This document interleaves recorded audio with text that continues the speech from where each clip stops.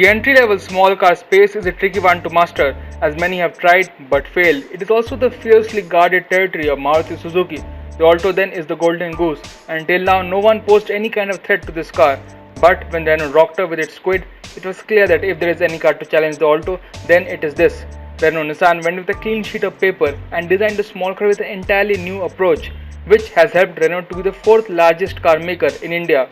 However, Renault is not alone, as for long Datsun has been trying to crack this segment, and now with the CMFA platform, they have the right tools for the job. And hence, after the Kwid, the second car from this platform, the redi-GO, has just been launched. So the question is, can the redi-GO fight its own sibling, but can it also successfully challenge the Alto? Well, let us find out. Gone are the days when inexpensive small cars have to be cheaply designed and look very boxy. As you can see with these three, no corners have been cut in terms of design. The redi-GO, being the newest kid on the block, seems to have been plucked right out from Datsun Auto Expo booth where it was first shown as a concept. The front end features a wide and typical Datsun grille with aggressive headlamps and front bumper plus LEDs. Yes, you heard it right, LED DRLs are being offered in this car. Side profile with a sloping roofline along with high ground clearance of 185mm gives it a sporty stance, thus escaping from the boxy tall boy design, while the rear styling features a nice blend of sharp lines and curves which goes well with the overall styling of the car.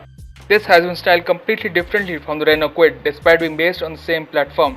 The big highlight of the Kwid lies in its SUV-like design, which is without doubt its biggest draw. It actually looks the biggest with a wide front, including a big grille and nicely designed headlamps, with a similarly high ground clearance of 180mm and all-round body cladding adds the all-important ruggedness to this car. On the other hand, the Alto 800 offers the most conservative looks that is meant to appeal to all. But we have to say that this new facelifted model sure does look much better now. The new two-part grille and the new bumper increases the length, but also crucially provides it a much better stance. In terms of dimensions, the redi-GO is the shortest, followed by the Alto and the Kwid, while the Kwid is the widest and the redi-GO with the most ground clearance. Car makers know that blatant cost cutting and lack of features is the big turn-off even in this segment. Hence all three cabins are quite well put together for the price that is, with subtle hints of the bean counters having their way. The redi-GO interiors are completely different in design and execution with the Kwid, and it is indeed a huge improvement over the bare bones Go. The weird handbrake position has been removed and both quality and design see a big jump over the other Datsun cars. The Kwid interior comes across as more minimalistic and less busy, but it does seem more premium with a touchscreen in the dash. The Alto interior has been updated too and now looks much better, though it is still a bit plain. In this segment, car makers have to decide as what to include and what to let go in terms of features. But all three cars have basic features covered like front power windows, power steering, AC with heater, an optional driver's side airbags, ORVMs on both sides, audio system and an accessory socket in the respective top variants. Biggest surprise though is the Renault Kwid, which features a first-in-class 7-inch touchscreen system with Bluetooth, LAN navigation, plus LED instruments, though there is no tachometer like the other two. The Alto and the Kwid also have central locking, while the Alto goes one step ahead with two wipers and internally adjustable ORVMs. This is an area where the redi-GO scores. While it's among the shortest, the tall stance enables one to literally walk into the car. The airy cabin offers tons of headroom and even legroom is decent. Despite the compact dimensions, space has been cleverly extracted here. The Kwid also scores with decent levels of space, where the Alto feels the smallest here, but headroom is quite good. All cars have narrow cabins and 3 at the back is not recommended, especially for long journeys. In terms of boot space, it is 300 litres for the Kwid, 222 litres for the redi-GO and 177 for the Alto. All three cars have 3-cylinder petrol engines with a 5-speed manual being standard. First up, the redi-GO offers an excellent driving position with superb visibility all round. In fact, the SUV-like driving position would be confidence inspiring for first-time drivers and is a boon in the city.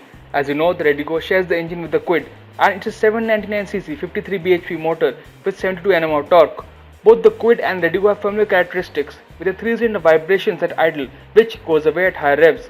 Contrary to what you might think, you are not left frustrated in stop-go traffic and mid-range is decent, though an odd downshift is necessary.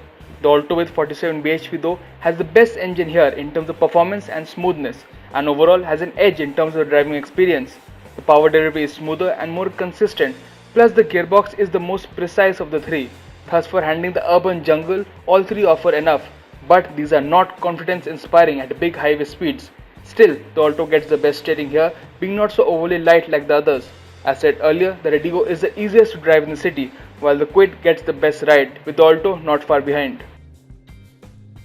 Understandably, fuel economy is of extreme importance in this segment, and all these three cars are frugal drinkers, with the redi-GO and the Kwid having an official figure of 25.17 km per litre, while the Alto 800 delivers an official figure of 24.7 km per litre.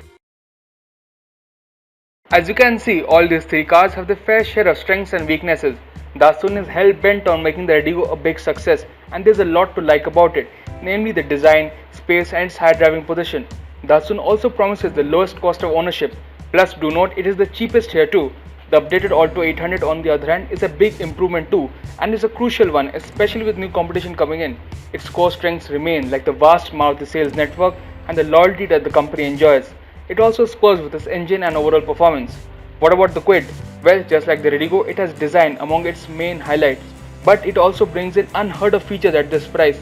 Plus, in all areas it does well, being a perfect all-rounder. So the big question is, who wins? It is a tough call, but the Kwid is a first choice. The redi-GO and the Alto 800 coming in a close second together.